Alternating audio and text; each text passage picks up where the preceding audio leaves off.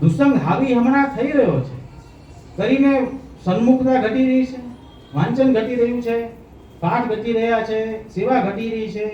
બધુંમાં જે ઘટાડો છે, ઘટાડોનો હું એટલા માટે કહી રહ્યો છું કારણ કે પ્રતિવર્ષ આપણે અહીંયા પ્રવચનમાં ભેગા થઈએ છીએ, પણ પૂરો વર્ષ પછી મને ક્યારેય બી કોઈમાં એ પ્રકારની જિજ્ઞાસા ફરી મને દેખાતી. આ કોઈ એકાદ દિવસની વાત નથી. આપણા આચાર્ય એવા આચાર્ય છે કે પ્રતિદિન આમનું સ્મરણ કરવાનું છે.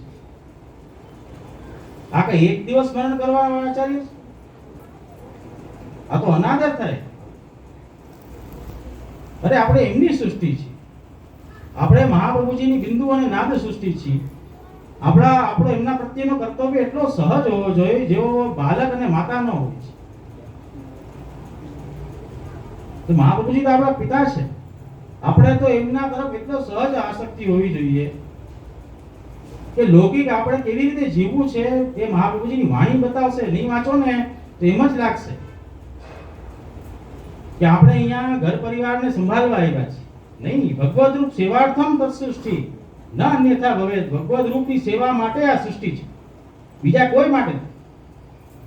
પણ ગામની વાતો સાંભળો તેમ જ લાગશે કે ભાઈ આ સમાજમાં રહેવું છે, ઘર પરિવારમાં રહેવું છે, ઘર પરિવારની હંતા મમતા પ્રધાન આવી જશે.